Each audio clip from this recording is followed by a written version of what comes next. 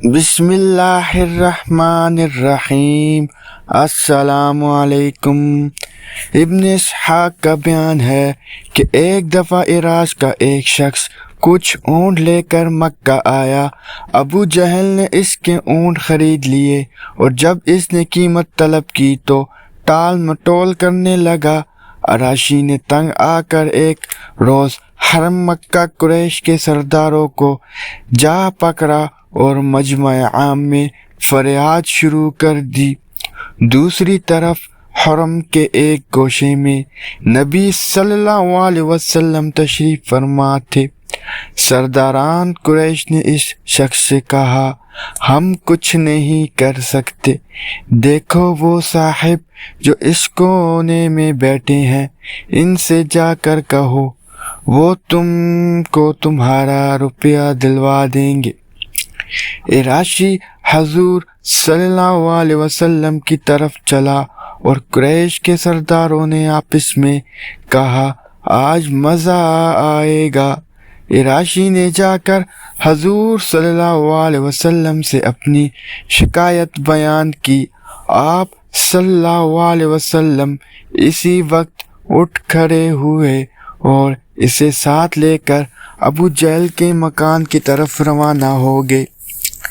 سرداروں نے پیچھے ایک آدمی لگا دیا کہ جو کچھ گزرے اس کی خبر لا کر دے۔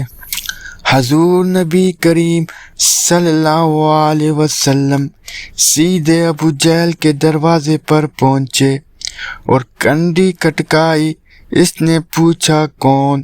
آپ صلی اللہ علیہ وسلم نے جواب دیا، محمد صلی اللہ علیہ وسلم۔ وہ حیران ہو کر باہر نکل آیا۔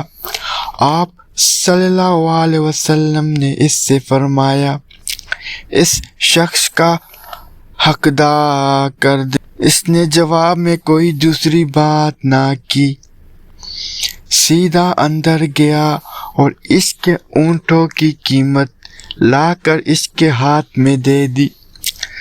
قریش کا مکبر یہ حال دیکھ کر حرم کی طرف دوڑا اور سرداروں کو سارا ماجرا سنا دیا اور کہنے لگا کہ واللہ آج وہ عجیب معاملہ دیکھا ہے جو کبھی نہ دیکھا تھا۔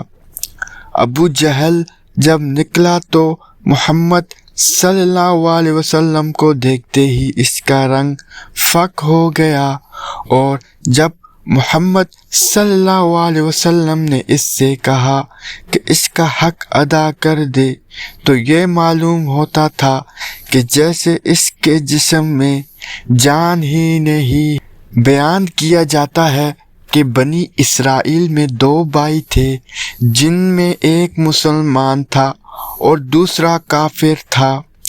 دونوں دریا کے شکاری تھے۔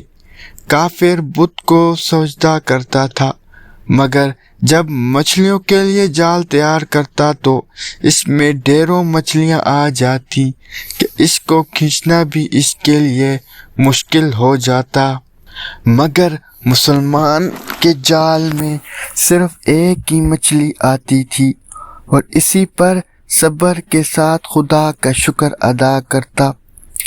اتفاقاً ایک روز اس مسلمان کی بیوی اپنے مکان کی چھت پر گئی تو اس کی نظر کافر کی بیوی پر پڑی، جو زیوروں اور بہترین لباس سے آراستہ تھی۔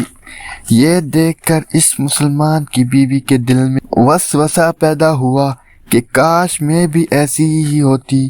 تو کافر کی بیوی بولی، تو اپنے شوہر کو اس پر آمادہ کر لے، وہ بھی میرے شوہر کے معبود یعنی بت کی عبادت کیا کرے، تاکہ تو بھی میری طرح مالدار ہو جائے۔ یہ سن کر مسلمان بھائی کی بیوی کچھ غم زدہ سی ہو کر نیچے آئی، اور جب اس کا شوہر گھر آیا تو اس نے بیوی کا حال متحیر دیکھ کر دریافت کیا، آخر کیا بات ہے جس سے تو اس قدر غم زدہ معلوم ہوتی ہے؟ تو وہ کہنے لگی، بس میاں، یا تو تم مجھے طلاق دے دو یا اپنے بھائی کے معبود کی عبادت شروع کر دو۔ یہ سن کر اس کے شوہر نے کہا خدا کی بندی تو خدا سے نہیں ڈرتی، ایمان کی دولت ملنے کے بعد یہ کفر کی باتیں کرتی ہے۔ تو عورت بولی پس مجھ اس اب زیادہ باتیں نہ بناؤ، میں بھی دوسری عورتوں کی طرح اچھا لباس اور اچھے زیورات پہننا چاہتی ہوں۔ جب اس مرد مومن نے دیکھا کہ یہ عورت ضد پر اتر آئی ہے اور اس کا اصرار حد سے بڑھ چکا ہے تو اس نے عورت کو تسلی دی، کہا اچھا گھبرانے کی ضرورت نہیں ہے، میں کل سے کاریگروں اور مزدوروں میں جا کر محنت کر کے تجھے روزانہ 2 درہم دیتا رہوں گا، تو اسے اپنی حالت درست کر لینا۔ یہ سن کر عورت کو کچھ تسکین حاصل ہوئی اور سویرے ہی وہ مومن مرد مزدوری کی تلاش میں نکلا، لیکن کسی نے اس سے حال تک نہ پوچھا۔ یہ دیکھ کر وہ دریا کے کنارے پہنچا اور شام تک اللہ کی عبادت میں مصروف رہا۔ رات کو جب گھر آیا تو بیوی نے دریافت کیا آج تم کہاں تھے؟ وہ کہنے لگا میں بادشاہ کی خدمت میں مصروف تھا، اس نے مجھے 30 دن کا کام کرنے کی شرط کی ہے۔ عورت نے کہا کہ آخر وہ بادشاہ تم کو کیا دے گا؟ تو اس نے جواب دیا کہ میرا بادشاہ بڑا کریم ہے اور اس کے خزانے مال و دولت سے بھرے ہوئے ہیں، وہ مجھے وہ دے گا جو میں چاہوں گا۔ چنانچہ اسی طرح برابر وہ اپنے معبود برحق کی عبادت میں مصروف رہا۔ اور 30ویں رات ہوئی تو بیوی نے کہا سنو میاں، اگر کل تم نے مجھے مزدوری لا کر نہ دی تو تم مجھے لازمی طلاق دے دینا۔ یہ سن کر اس کو اس قدر پریشانی لاحق ہوئی اور 30ویں صبح کو اس نے ایک یہودی سے کہا کیا تم مجھے مزدوری پر لگا لو گے؟ یہ سن کر یہودی کہنے لگا ہاں تم کو مزدوری تو مل جائے گی، لیکن شرط یہ ہے کہ میرے پاس تمہارے کھانے پینے کا کوئی انتظام نہ ہوگا۔ چنانچہ وہ مرد مومن روزے کی نیت کر کے یہودی کے ساتھ ہو لیا۔